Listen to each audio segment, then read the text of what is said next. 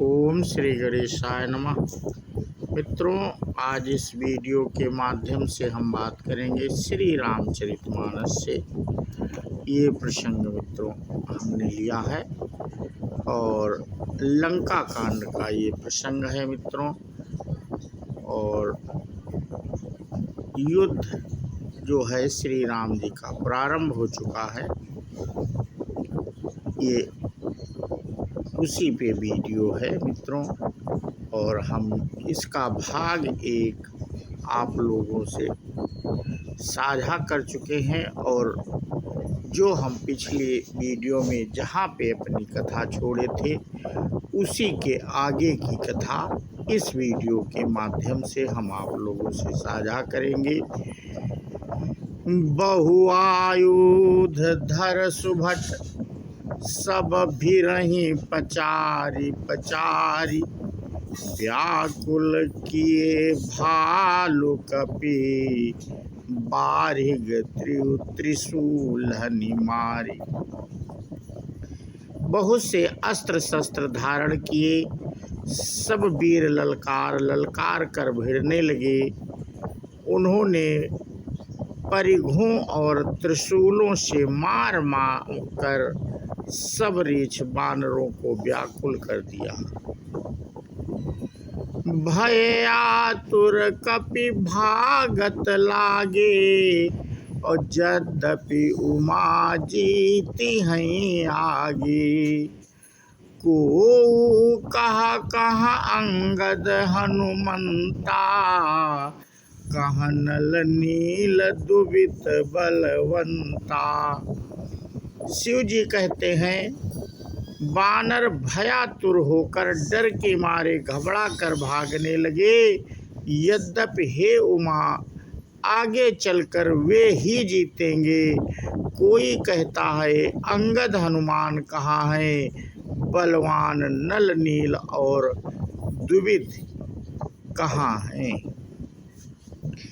निज दल विकल सुना हनुमाना, पश्चिम द्वार रहा बलवाना। मेघनाथ तहाँ करई लड़ाई, टूटन द्वार परम कठिनाई। हनुमान जी ने जब अपने दल को विकल भयभीत हुआ सुना, उस समय वे बलवान पश्चिम द्वार पर थे। वहाँ उनसे मेघनाथ युद्ध कर रहा था। वह द्वार टूटता ना था, बड़ी भारी कठिनाई हो रही थी। पवन तनय मन भा अति क्रोधा, गरजो प्रबल काल समझोधा। कूदि लंक गढ़ ऊपर आवा, गहि गिरि मेघनाथ कहूँ धावा। तब पवन पुत्र हनुमान जी के मन में बड़ी भारी क्रोध हुआ। वे काल के समान योद्धा बड़े जोर से गरजे और कूद कर लंका के किले पर आ गए और पहाड़ लेकर मेघनाथ की ओर दौड़े। भंजऊ रथ सारथी निपाता, ताहि हृदय महु मारे सिलाता। दूसरे सुत विकल तेहि जाना, स्यादन घालि तुरत ग्रहयाना। रथ तोड़ डाला, सारथी को मार गिराया और मेघनाथ की छाती में लात मारी। दूसरा सारथी मेघनाथ को व्याकुल जानकर उसे रथ में डालकर तुरंत घर ले आया। अंगद सुना पवन सुत, गढ़ पर गयो अकेल। रन बाकुरा बाली सुत, तरकी चढ़ो कपि खेल। इधर अंगद ने सुना कि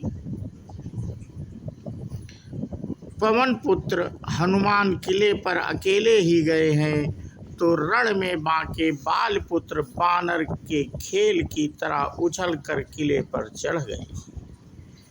जब विरुद्ध क्रोध दो बंदर, राम प्रताप सुमिरि उरयंतर।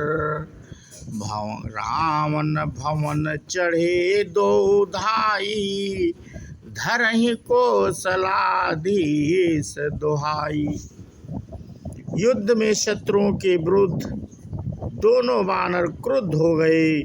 हृदय में श्री राम जी के प्रताप का स्मरण करके दोनों दौड़कर रावण के महल पर जा चढ़े और कौशल राज श्री राम जी की दुहाई बोलने लगी। कलश सहित गही भवन ढहावा, देख निशाचर पति भय पावा। नारी वृंद कर पीटहि छाती, अब दुई कपियाए उत्पाती। उन्होंने कलश सहित महल को पकड़कर ढहा दिया। यह देखकर राक्षस राज रावण डर गया। सब स्त्रियां हाथों से छाती पीटने लगी और कहने लगी, अब की बार दो उत्पाती बानर एक साथ आ गए हैं। कपिलीला करिति नहीं डरावहीं, रामचंद्र कर सुजसु सुनावहीं। पुनि कर गही कंचन के खंभा, कहनी करी उत्पात रंभा। वानर लीला करके घुड़की देकर दोनों उनको डराते हैं और श्री रामचंद्र जी का सुंदर यश सुनाते हैं। फिर सोने के खंभों को हाथों से पकड़कर उन्होंने परस्पर कहा कि अब उत्पात आरंभ किया जाए। गरज परे रिपु कटक मझारी, लागे मरदय भुज बल भारी। काहुई लात चपेट नय केहू, भजहु न राम ही सो फल लेहू। वे गर्ज कर शत्रु की सेना के बीच में कूद पड़े और अपने भारी भुजबल से उनका मर्दन करने लगे।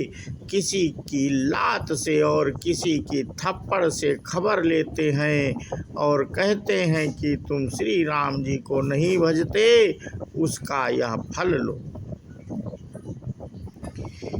एक एक सो मरदहि तोरि चलावहि मुंड, रावण आगे परहि तेजुन फूटहि दधि कुंड। एक को दूसरे से रगड़ कर मसल डालते हैं और सिरों को तोड़कर फेंकते हैं। वे फिर जाकर रावण के सामने गिरते हैं और ऐसे फूटते हैं मानो दही के कुंडे फूट रहे हों।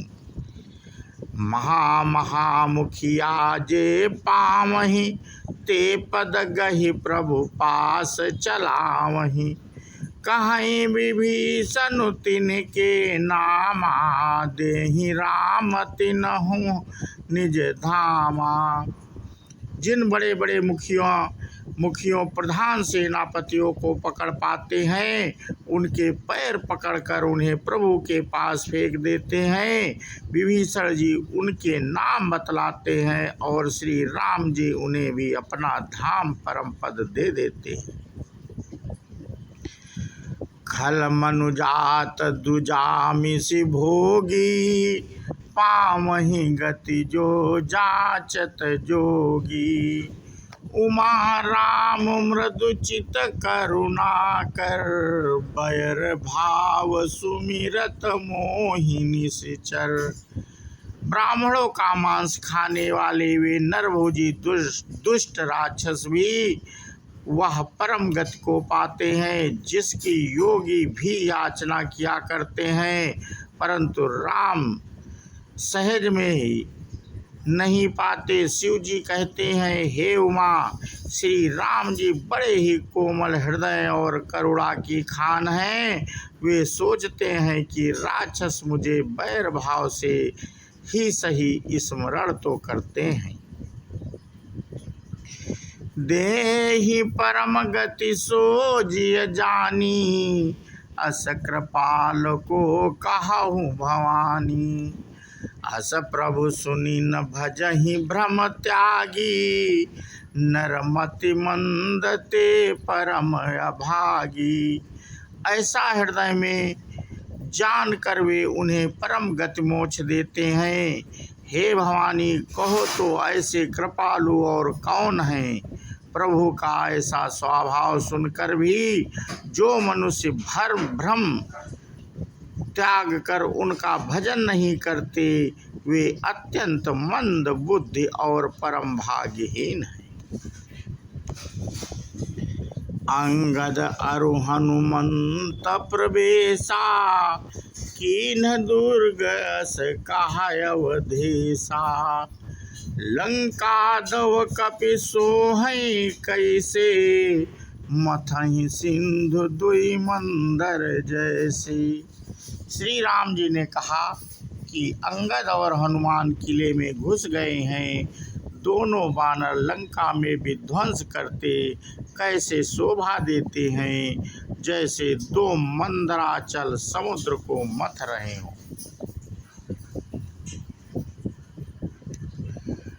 भुज बल रिपु दल दल मखी, देखि दिवस कर अंत। कूदे जुगल विगत श्रम, आए जहाँ भगवंत। भुजाओं के बल से शत्रु की सेना को कुचलकर और मसलकर फिर दिन का अंत होता देखकर हनुमान और अंगद दोनों कूद पड़े और श्रम थकावट रहित होकर वहां आ गए जहां भगवान श्री राम जी थे। प्रभु पद कमल शीस तिन्ह नाये, देख सुभट रघुपति मन भाए। राम कृपा करि जुगल निहारे, भय विगत श्रम परम सुखारे। उन्होंने प्रभु के चरण कमलों में सिर नवाए। उत्तम योद्धाओं को देखकर श्री रघुनाथ जी मन में बहुत प्रसन्न हुए और श्री राम जी ने कृपा करके दोनों को देखा, जिससे वे श्रम रहित और परम सुखी हो गए। गए जानी अंगद हनुमाना, फिरे भालु मरकट भट नाना। जातु धान प्रदोष बल पाई, धाई करी 10 शीस दुहाई। अंगद और हनुमान को गए जानकर सभी भालू और बानर भी लौट पड़े। राक्षसों ने प्रदोष सायंकाल का बल पाकर रावण की दुहाई देते हुए बानरों पर धावा किया। निश्चरयनी देखे कपि फिरे, जहाँ तहाँ कट कटाई भट भिरे। दो दल प्रबल पचारी पचारी, लड़त सुभट नहीं मानहि हारी। राक्षसों की सेना आती देखकर बानर लौट पड़े और वे योद्धा जहाँ तहाँ कट कटा कर भिड़ गए। दोनों ही दल बड़े बलवान हैं। योद्धा ललकार ललकार कर लड़ते हैं, कोई हार नहीं मानते। महावीर निश्चर सब कारे, नाना बरन बलि मुख भारे। सबल जुगल दल समबल जोधा, कौतुक करत लरत करि क्रोधा। सभी राक्षस महान वीर और अत्यंत काले हैं और बानर विशाल काय तथा अनेकों रंगों के हैं। दोनों ही दल बलवान हैं और समान बल वाले योद्धा हैं। वे क्रोध करके लड़ते हैं और खेल करते वीरता दिखलाते हैं। प्राविट शरद पयोद घनेरे, लरत मनहु मारुत के प्रेरे। अनिप अंकपन अरुअति काया, विचलत से न कीन्ह न माया।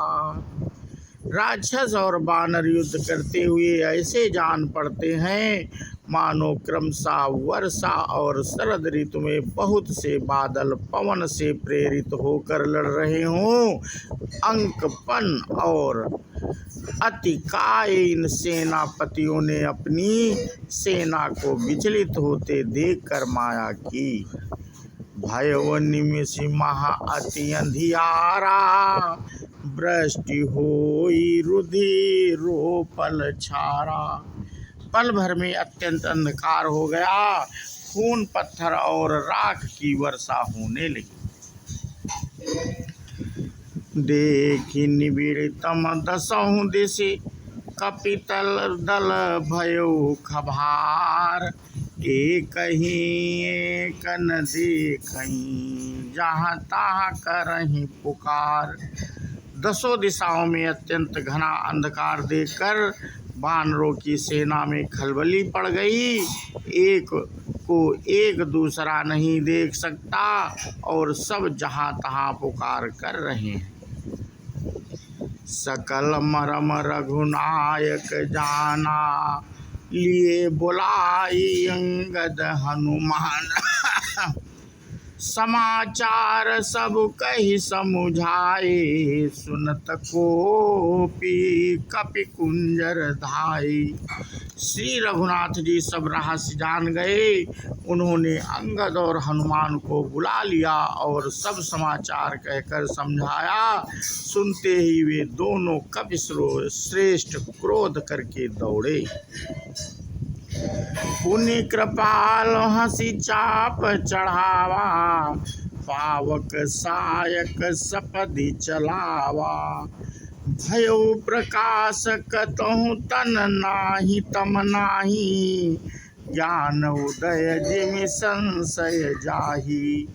फिर श्री राम कृपालु श्री राम जी ने हंसकर धनुष चलाया और तुरंत ही अग्निबाण चलाया, जिससे प्रकाश हो गया, कहीं अंधेरा नहीं रह गया। जैसे ज्ञान के उदय होने पर सब प्रकार के संदेह दूर हो जाते। भालु बलि मुख पाई प्रकाशा, धाये हरस विगत श्रम त्रासा। हनुमान अंगद रन गाजे, हाक सुनत रजनी चर भाजे। भालू और वानर प्रकाश पाकर श्रम और भय से रहित तथा प्रसन्न होकर दौड़े। हनुमान और अंगद रण में गरज उठे। उनकी हाँक सुनते ही राक्षस भाग छूटे। भागत भट पट कहीं धरि धरनी, करहीं भालु कपि अद्भुत करनी। गही पद डारहीं सागर माही, मकर उरग झख धरि धरि खाही। भागते हुए राक्षस योद्धाओं को वानर और भालू पकड़कर पृथ्वी पर दे मारते हैं और अद्भुत आश्चर्यजनक करनी करते हैं। युद्ध कौशल दिखलाते हैं। पैर पकड़कर उन्हें समुद्र में डाल देते हैं।